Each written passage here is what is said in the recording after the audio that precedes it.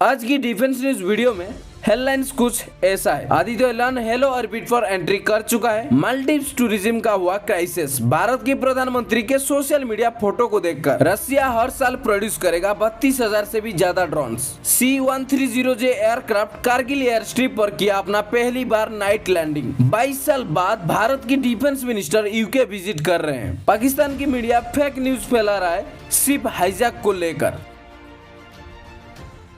6 जनवरी को भारत का पहला solar mission Aditya L hello orbit पर एंट्री कर चुका है। मतलब आदित्य एल अपने टारगेट लोकेशन पर पहुंच गया है। अब आदित्य एल ऑर्बिट पर रहकर सन को कंटिन्यूअस स्टडी करना शुरू कर देगा, वो भी लगातार 5 साल तक। यहाँ तक आदित्य एल को पहुँचने के लिए पूरे 126 दिन लगे थे। इसके ऊपर हमारा एक डेडिकेटेड वीडियो है, लिंक डिस्क्रिप्शन में। आप आदित्य एल के ऊपर पूरे डिटेल्स में जान पाओगे। इसरो के मुताबिक L1 ऑर्बिट पर आदित्य एल को प्लेस करने में कई सारे एडवांटेजेस है। इस पॉइंट से हम सूरज को बिना किसी बाधा के कंटिन्यूअस ऑब्जर्व कर सकते हैं। और हाल ही में प्रधानमंत्री नरेंद्र मोदी जी ने लक्षद्वीप को विजिट किए थे और उनके इस विजिट का मुख्य उद्देश्य था लक्षद्वीप में टूरिज्म को बढ़ावा देना। और ऐसे भी कहा जा रहा है कि लक्षद्वीप में टूरिज्म को बढ़ावा देना मालदीव्स को काउंटर करता है। और ऐसे देखने को भी मिल रहा है जब भारत के प्रधानमंत्री नरेंद्र मोदी जी की फोटो सोशल मीडिया की सामने आई। फ्यूचर में मालदीव्स की वजह लक्षद्वीप वैकेशन के लिए फेवरेट स्पॉट बनेगा और टूरिस्ट मालदीव्स की प्लान को कैंसिल करके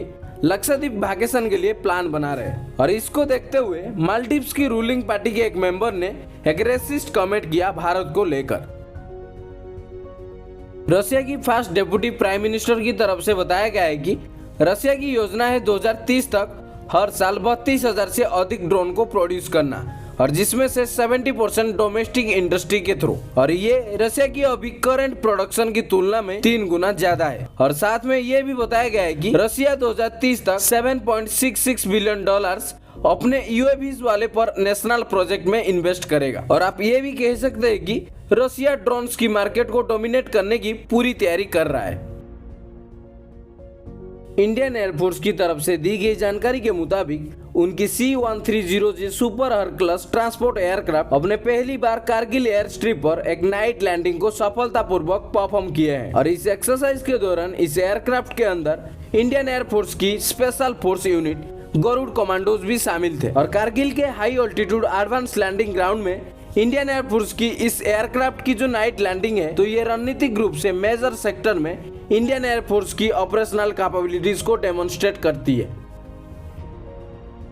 8 जनवरी को defence minister Shri Rajnath Singh UK की 2 दिवसीय ऑफिशियल विजिट पर रहेंगे। और भारत डिफेंस मिनिस्टर की अगुवाई में जो डिफेंस मिनिस्ट्री का डेलीगेशन यूके जा रहा है, उसमें DRDO की senior officers, service headquarters, department of defence और डिपार्टमेंट ऑफ डिफेंस प्रोडक्शन के सीनियर ऑफिसर्स भी शामिल है। इस विजिट के दौरान भारत के डिफेंस मिनिस्टर अपने यूके काउंटर पार्ट के साथ बाइलेटरल मीटिंग कंडक्ट करने वाले हैं। और इस दौरान डिफेंस सिक्योरिटी और इंडस्ट्रियल कोऑपरेशन वाले कई अलग अलग इश्यूज को डिस्कस किया जाएगा। और इसके अलावा भारत की रक्षा मंत्री इस विजिट के दौरान यूके डिफेंस इंडस्ट्री के लीडर्स और CEOs के साथ भी इंटरेक्शन करेंगे और कई सारे डील्स के बारे में डिस्कस किया जा सकता है। और इंटरेस्टिंग बात यह है कि करीब 22 साल बाद इंडिया की कोई डिफेंस मिनिस्टर यूके को विजिट कर रहा है।